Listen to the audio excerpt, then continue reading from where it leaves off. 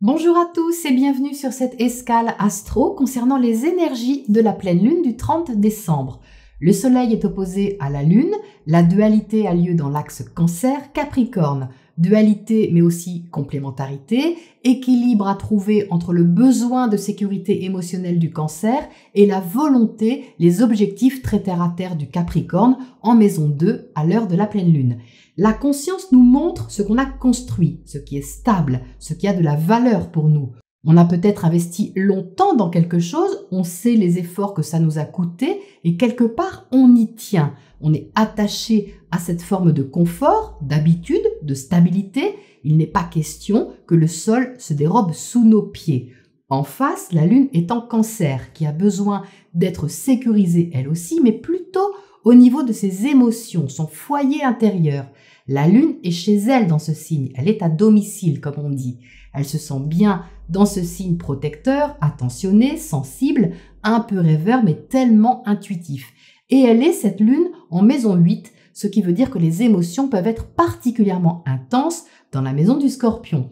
Connecté davantage aux liens intimes, complices, familiaux, familiers, le ressenti sur cette fin d'année peut être culminant sur ce qu'il y a à changer en nous au niveau de notre construction intérieure, émotionnelle, pour pouvoir assumer ce qu'on a à construire ou reconstruire.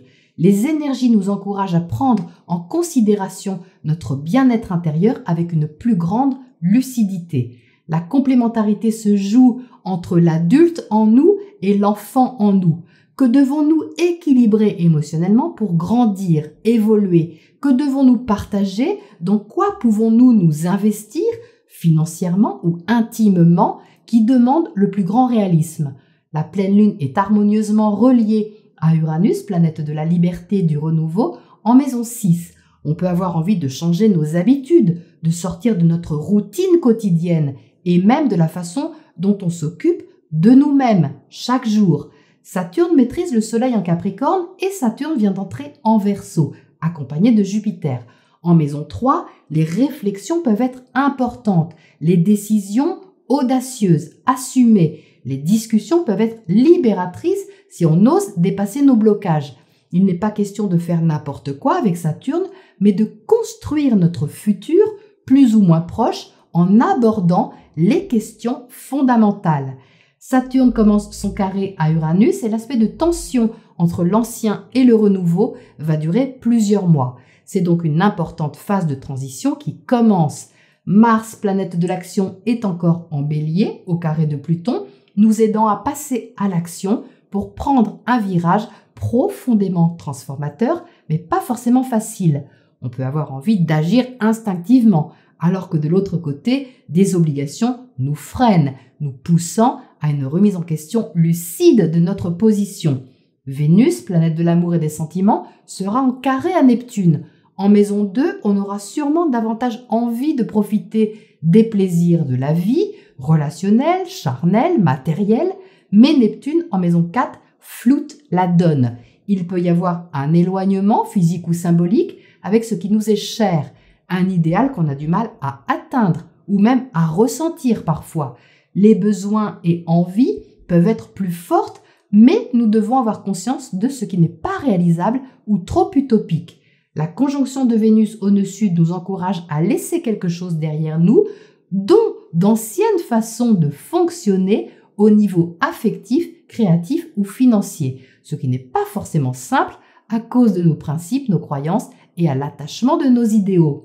Le nœud nord, notre GPS, est en Gémeaux en maison 8, nous encourageant là encore à aller au fond de nous-mêmes, car Mercure qui gouverne ce nœud nord nous aide en Capricorne à avoir un recul sage, mesuré et réfléchi, et il est prêt à étudier sérieusement le renouveau du moment que c'est sérieux et fiable.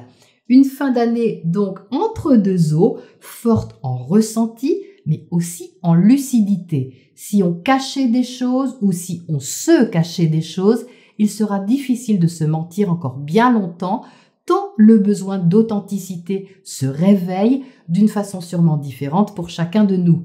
Je vous souhaite de trouver le confort dans l'inconfort et surtout de vous connecter à votre vérité intérieure et je vous retrouve tout de suite pour un petit complément de tarot sur cette ambiance.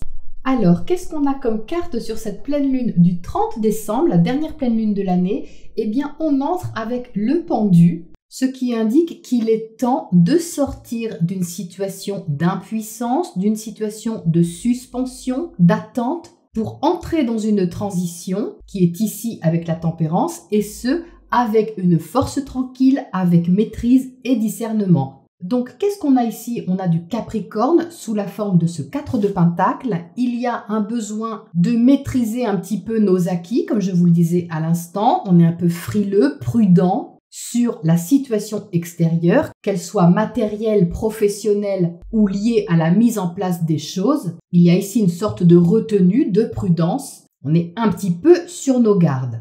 Donc, ce qui culmine ici sur la pleine lune, c'est d'entrer clairement dans un raisonnement très lucide et logique sur la situation pour accéder à une plus grande autonomie, à une plus grande liberté. On a ici la reine d'épée au centre. La reine d'épée, vous voyez, elle est accompagnée par le roi d'épée. Donc là, on a un couple dans le tirage. Vous voyez qu'ici, il y a un face-à-face entre les deux, ce qui montre que l'énergie de discussion, de réflexion, elle est mature, parce que ce sont des personnages haut placés, d'accord? Ce ne sont pas des débutants au niveau de la communication. Reine et roi, ils savent ce qu'ils disent, ils assument ce qu'ils pensent, et on n'est pas ici dans quelque chose d'émotionnel, on est dans quelque chose de logique, de tranché, de réfléchi, sur ce qui doit être fait, ce qui doit être dit, ce qui doit être assumé, décidé, et les émotions, on les met un petit peu de côté. Pour autant, elles ne sont pas absentes du tirage, bien évidemment, puisqu'on les trouve ici en bas avec la tempérance. Il y a une transition à faire au niveau privé, au niveau des émotions aussi, placées ici. Il y a un passage d'un état à un autre à faire avec cette carte. Mais si possible, dans la fluidité, dans l'intelligence émotionnelle, dans une certaine sagesse, pour qu'on puisse déposer ce qui est trop lourd pour nous, symbolisé ici par le 10 de bâton, et qu'on puisse se transférer dans une sorte d'autonomie, d'indépendance bien vécue avec ce 9 de pentacle.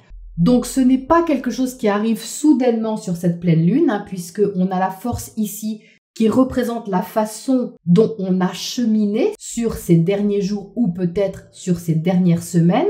On arrive ici à une maîtrise de soi, une maîtrise de nos émotions d'une part, une maîtrise de la situation d'autre part. Et c'est pour ça qu'on est maintenant enclin à discuter avec une certaine maturité, un certain recul sur les choses pour pouvoir harmoniser quelque chose. Alors, il se peut qu'on ait attendu un certain temps. Bien sûr, le pendu ici montre qu'on a pu être dans une certaine impuissance pendant quelque temps, peut-être dépassé par les événements, peut-être dépassé par un événement en particulier contre lequel on ne pouvait rien faire, mais c'est une situation qui a permis de voir les choses sous un autre angle et qui surtout nous a apporté une force complémentaire, une force intérieure qui était peut-être insoupçonnée jusque-là.